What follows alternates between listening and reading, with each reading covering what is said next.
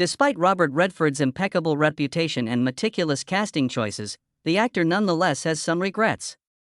The picture he did in 1980 had great potential, but it ended up being something he'd rather not remember. His inner circle claims that she was the central figure in the whole affair. Why does Redford continue to skirt the subject of what transpired behind the scenes if it was so significant?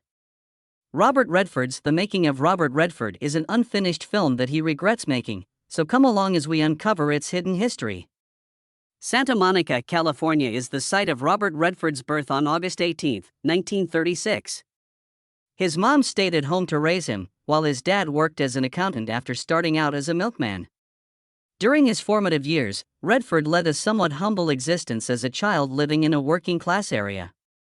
His upbringing wasn't without its challenges, despite being brought up in beautiful Southern California. Discipline was an issue for him in school, and he had trouble getting along with anyone in charge. In class, he was characterized as bright yet headstrong. Even back then, he showed some creativity, but he didn't always play by the book. Even though she died away when he was a teenager, Redford's mother always supported his creative pursuits. She had a profound impact on him, and her passing may have contributed to the reserved and solemn character he cultivated as an adult. Even as a little child, he sensed that he was unique. This emotion lingered with him and eventually manifested in his filmmaking and interactions with colleagues. He had an unwavering determination to do things his way and never back down from a fight. Redford had a little mischievous phase when he was a young adult. Poor academics and excessive partying caused him to drop out of the University of Colorado, where he had a brief stint. After that, he went on a European tour before coming back to the United States to attend New York's American Academy of Dramatic Arts. There he started to believe in his acting abilities. Although he initially attended the Pratt Institute to study painting, he was finally drawn to the stage. His breakthrough came while performing live. Redford was the leading lady in Neil Simon's Barefoot in the Park, a Broadway musical that ran in the early 1960s. Both the play and Redford's performance were critically acclaimed. Charming, handsome, and with an easygoing attitude, he won over audiences. This paved the way for him to appear in a number of TV dramas and anthology series. His reputation for seriousness, reliability, and thoughtfulness in the workplace spread rapidly. Starring opposite Paul Newman as the Sundance Kid in 1969's Butch Cassidy and the Sundance Kid, Redford finally broke through to the big screen. His fame skyrocketed after this flick. Having Newman on board was a game-changer. In contrast to Newman's more carefree attitude, Redford delivered a calm, intense intensity to the film. Hollywood took note of how popular they were together among viewers. Robert Redford went from being a promising young actor to a formidable force overnight. In the years that followed, Redford had a succession of hits that cemented his position in Hollywood. All the President's Men, in which he portrayed journalist Bob Woodward, The Way We Were, in which he co-starred with Barbra Streisand, and The Sting, in which he featured alongside Paul Newman again. His versatility and commitment as an actor were on full display in these parts. Concurrently, they contributed to Robert Redford's public perception as Hollywood's golden boy, handsome, talented, and irresistibly magnetic. A guy obsessed with control, though, lurked behind that image. As an actor, Redford had other interests as well. He was eager to participate in every manner possible during the creative process. Scripts, characters, and editing decisions were all carefully observed by him. He was quite forthcoming with criticism to filmmakers and would even go so far as to provide suggestions. Redford would sometimes make substantial changes to the final tone of a picture or re-edit portions personally. Some regarded this as commitment, while others saw it as excessive control. His impact expanded in tandem with Redford's star power. He gained a reputation for being picky about the parts he played and the collaborators he chose. Because he didn't trust the writers or believed in the story, he turned down numerous big-budget projects. Instead than focusing on making money, he preferred to work on meaningful issues. At a time when most performers in Hollywood were more concerned with making a name for themselves, this set him apart. But Redford's obsession with detail did cause friction on occasion. Conflicts arose when producers attempted to hasten his work or alter his original concept. Particularly from those who didn't share his enthusiasm for storytelling, he disliked being told what to do. He was challenging for some directors since he was unafraid to voice his ideas. His co-stars, who favored a more relaxed and cooperative environment, occasionally found him annoying to work with. Although it wasn't always popular with his co-stars, Redford preferred a regimented approach to filming. Redford overcame all of these obstacles to maintain his status as a highly esteemed person in the profession. Despite attempts to divert his professional path by others, he remained in command thanks to his quiet confidence and keen senses. He found much more leeway to express himself creatively when he began directing. Ordinary People, his debut feature film directing feature, was nominated for an Oscar. This demonstrated that his meticulousness and determination weren't mere character quirks. They played a role in his achievements. Part of what made Redford so interesting was his ability to maintain control over his private life while also charming the public. He may not have been the most outspoken person, but he always seemed to have the last word. Even if they didn't always see eye to eye, his co-workers frequently expressed their admiration for him. Hollywood intrigue and politics didn't pique his interest. He aspired to create high-quality films independently. Talent alone wasn't enough to propel Redford to stardom. Knowing and achieving your goals requires dedication, vision, and the calm strength that comes from being true to yourself. Carefully constructing his career, he stayed immersed in the work that mattered to him while avoiding scandals and maintaining his privacy. However, not everyone was a fan of his aesthetic, and he had trouble collaborating with some of Hollywood's most famous stars. Adoration and anguish. Robert Redford has an enduring reputation for being an introverted and contemplative individual. His personal life was far more complicated than the Hollywood legend. He was often believed to be handsome, gifted, and successful. Both of Redford's marriages reveal distinct aspects of his character. Although he was married to her for nearly 3 decades, their relationship was characterized by increasing emotional distance and pressure. His second marriage, which he had rather later in life, appeared to be more stable and tranquil. By examining his 2 marriages, we gain insight into Redford's complex personality, which includes his struggles with love, stardom, and independence. In 1958, Redford wed Lola Van Wagenen, who would later become his first wife. He was a young actor who was still finding his footing in the industry when this happened. Lola, a Utah native and devout Mormon, valued family and stability highly. She was his rock while he built his career. She believed in him, encouraged his ambitions, and never left his side. They provided the kind of encouragement and optimism that many aspiring artists require in their early years of marriage. Sadly, one of their 4 infant children passed away, which had a profound impact on the couple. Redford wasn't the well-known actor he is today when this happened. He began his career in show business by playing supporting roles and gradually rose through the ranks. Lola took care of much of the housework, including raising the kids, so that Redford could concentrate on his career. The relationship appeared to be fruitful. She was the rock upon which he was constructing his monumental feat. However, things started to shift in the late 1960s and early 1970s, when Redford's celebrity started to soar.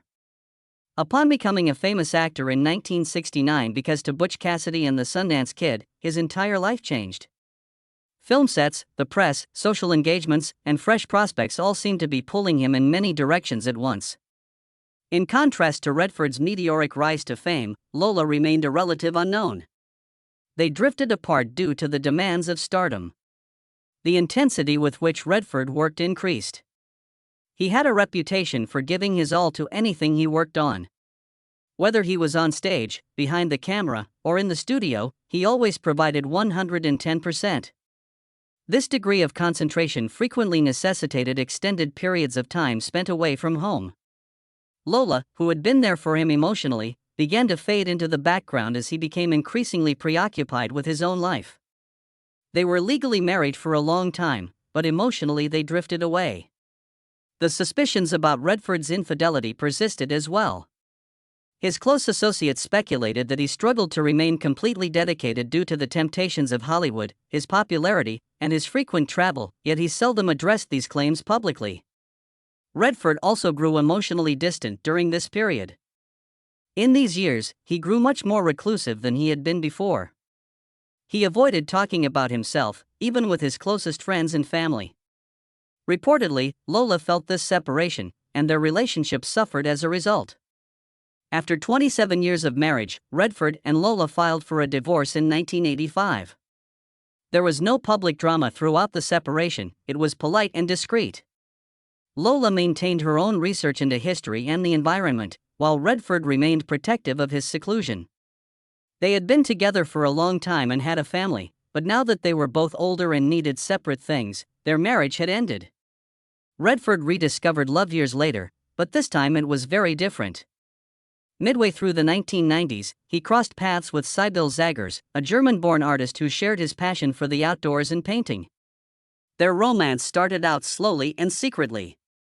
This time around, Redford did everything at his own leisure, in contrast to the hectic lifestyle he had known in his younger years. Before getting married in 2018, they lived together for more than 20 years. It seems that Redford was completely content with Sybil's lack of involvement in the Hollywood elite. She was serene, creative, and successful in her own right as a painter. Respect, common ideals, and a more relaxed pace of life were the foundations of their relationship. Redford had distanced himself from the spotlight by this stage of his life.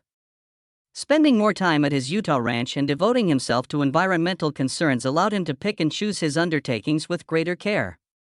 Sybil provided financial support, and the two of them established a tranquil routine that allowed Redford the solitude he craved. Redford appeared more comfortable in this second partnership, which was recognized by many.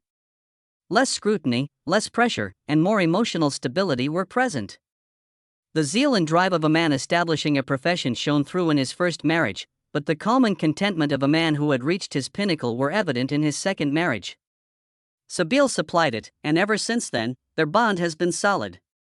Even though he eventually achieved harmony in his personal life, he had strained working relationships with some of Hollywood's top stars, such Paul Newman and Robert Redford. The on-screen connection between Paul Newman and Robert Redford is among Hollywood's most cherished. Butch Cassidy and the Sundance Kid featured their infectious, charismatic, and energetic chemistry. Viewers enjoyed seeing how the two actors played off of one another, with the gregarious and self-assured Newman paired with the reserved and sullen Redford. They brought distinct acting styles to the stage, but they harmonized magnificently. They became one of the most legendary cinematic duos thanks to the film's success and the natural chemistry between them on screen. They reunited for another huge smash, The Sting, a few years down the road. Numerous Oscars were bestowed upon it, further establishing the exceptional chemistry between Redford and Newman. For a time, both the public and the critics thought the two were very close in real life. During their first few months of working together, they loved each other's company and had mutual respect. While filming, they even pulled practical jokes on one another and made fun of their contrasting acting styles. At first glance, everything appeared to be in order. However, friction was beginning to build up behind the scenes. Redford became increasingly interested in the artistic process of filming and guarded his reputation as his star began to soar. Acting wasn't all he wanted. He yearned for a voice in decision-making. Conversely, Newman was accustomed to leading roles and top billing by the time she was a major star in the 1960s. There was a subtle quarrel regarding the order of the credits when Butch Cassidy and the Sundance Kid was released. Many thought Redford should have gotten equal credit for his performance, which helped improve the film, even if Newman got top billing. The two began their competitive dynamic at that point. In the 1970s, Redford's interest in directing and having creative control only intensified. Acting wasn't all he desired. He wanted more than just a small role, he wanted to shape the plot as a whole. But in all of his endeavors, Newman had always played a pivotal role. He was self-assured, knowledgeable, and accustomed to taking charge. They began to quietly separate from one another due to their divergent perspectives on their responsibilities in Hollywood. Redford and Newman stopped collaborating as often, though it was never publicly announced. Despite fans' hopes, they chose not to rejoin for another project. Their partnership got more formalized behind closed doors. Even though they didn't spend as much time together as they had in their younger years, they still spoke well of each other in interviews and had mutual admiration. Their paths diverged due to Redford's career and personal lives, and he once acknowledged that they drifted away. Redford paid tribute to Newman after his passing in 2008, describing him as an exceptional actor and close friend.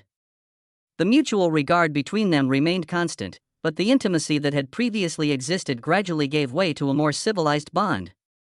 Though their friendship didn't endure as long as the two great films they made together. Looking at Redford's considerably more acrimonious dispute with Jack Nicholson, a completely different type of co-star, is up next. Dispute with Jack Nicholson. Robert Redford and Jack Nicholson were among Hollywood's most famous actors in the 1970s. They were both leading men, yet in every way they were different. Redford had a reputation for being composed, polished, and commanding. Unpredictable, untamed, and loud was Nicholson.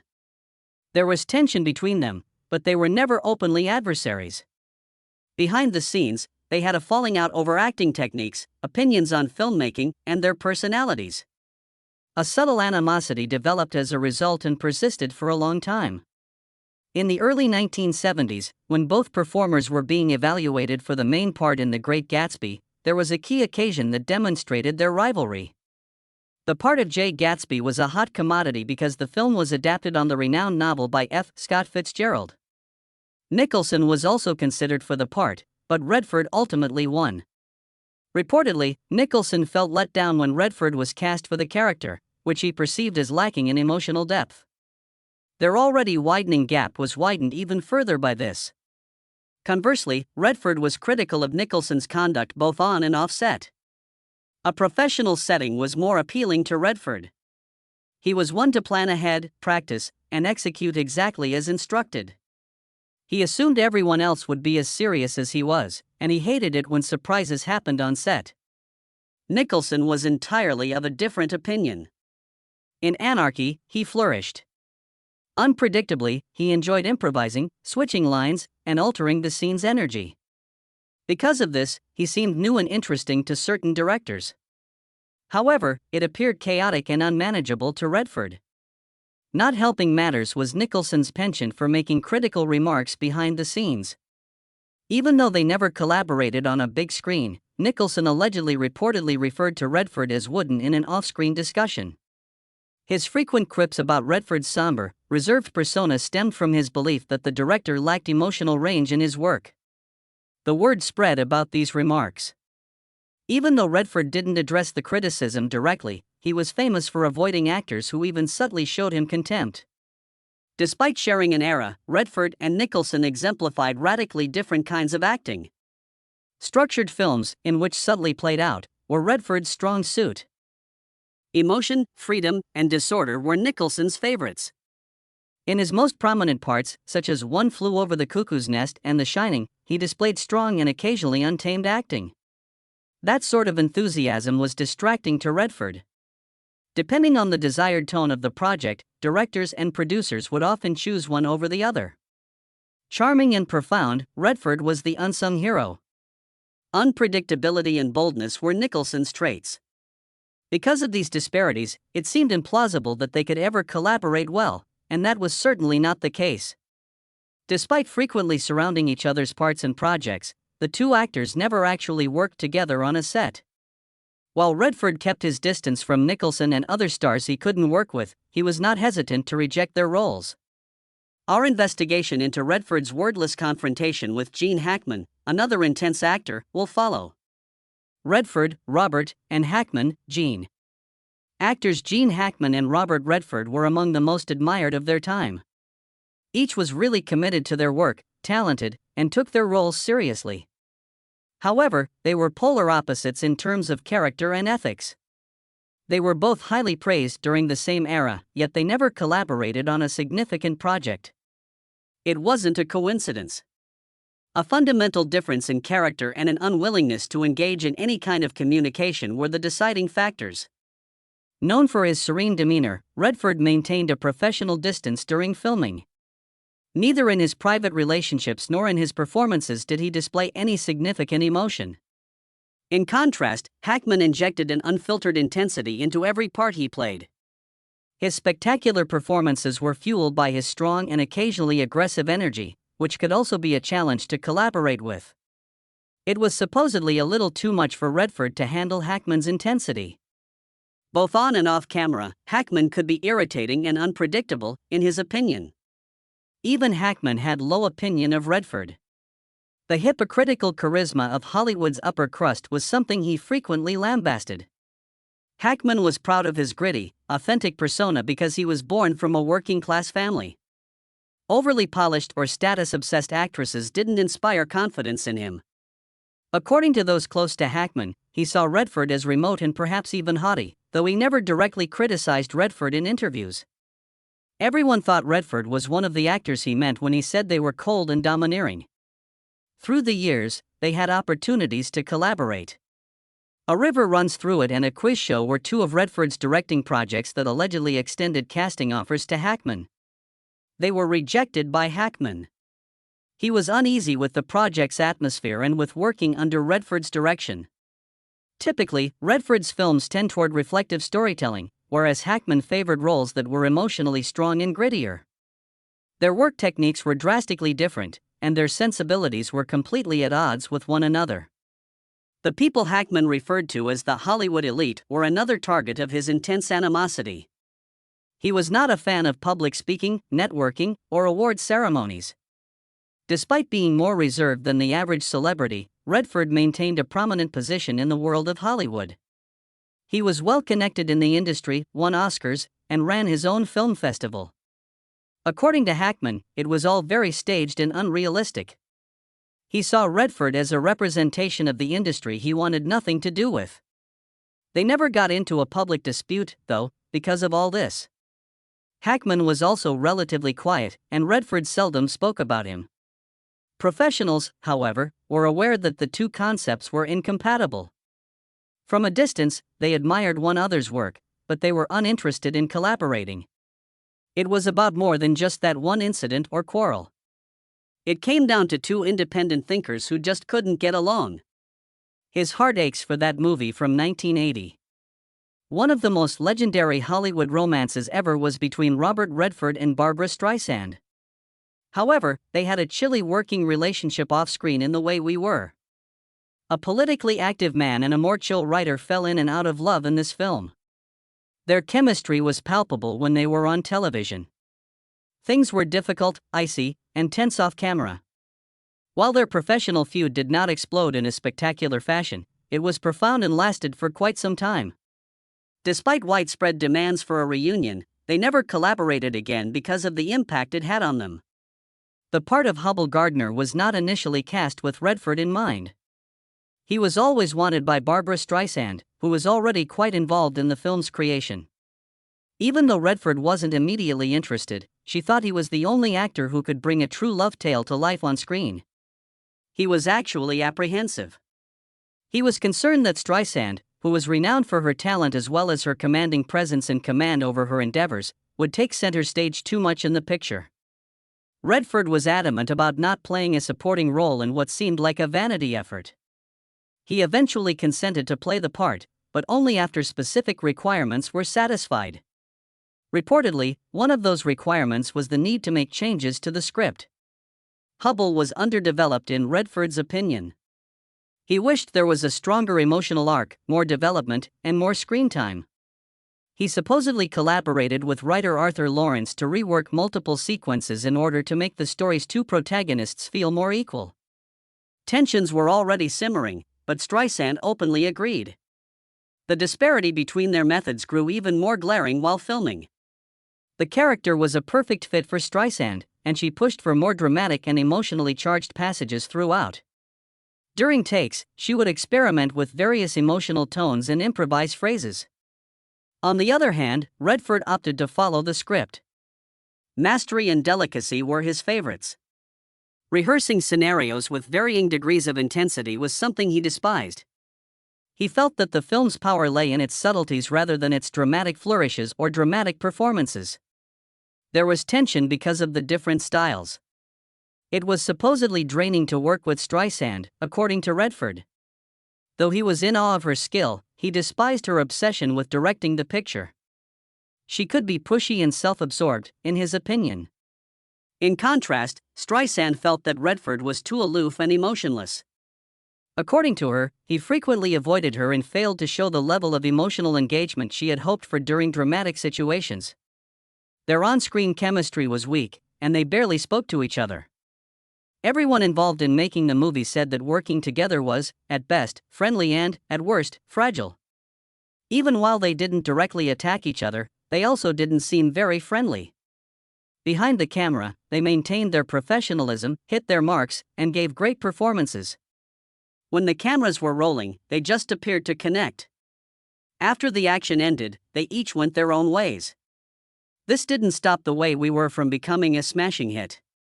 The film was a huge hit with audiences, who attributed the intense feelings they witnessed on screen to genuine connection between the actors. In actuality, it was the product of two stubborn professionals who, despite their inability to cooperate, managed to create a film that touched audiences all over the globe, and then refused to reconcile. Many anticipated a return to form between Barbra Streisand and Robert Redford following the 1973 smash hit The Way We Were. The chemistry they displayed on TV was electric, and viewers couldn't wait for them to reunite.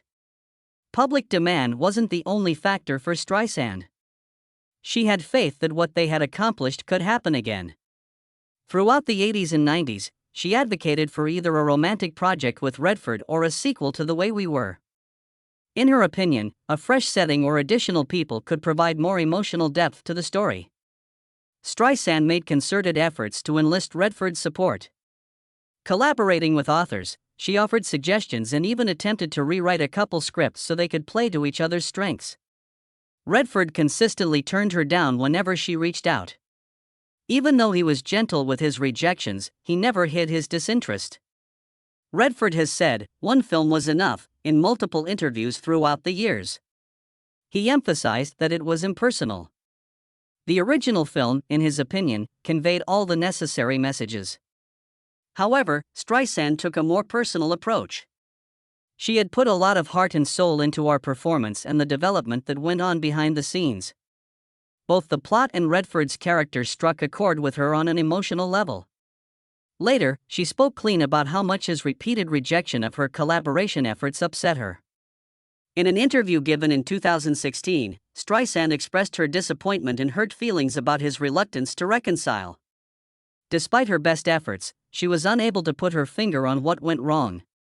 The collaboration had been fruitful, in her opinion. In contrast, Redford had a significantly different interpretation of what had happened. His time spent collaborating with Streisand was draining. Despite his admiration for her skill and commitment, he was unable to handle the depth of her emotions. In interviews, he expressed his desire to never have to go through that ordeal again. As an introvert who placed a premium on maintaining composure and concentration on set, Redford was a private person. Emotion, spontaneity, and Streisand's commanding presence were all highlights. Their working relationship became exceedingly difficult as a result of that, but the picture turned out wonderful. No matter how heated things became, Streisand and Redford were always polite when discussing each other's roles. Neither of them ever publicly criticized the other. According to Streisand, Redford was perfect for the part of Hubble and incredibly natural in his acting. Streisand was praised by Redford for her talent and the impact she had on screen. They respected one another professionally, but they kept their personal lives separate. Please like, subscribe, and enable notifications so you will never miss an unseen story from the golden age of Hollywood if you enjoyed this glimpse into the actual drama behind the screen.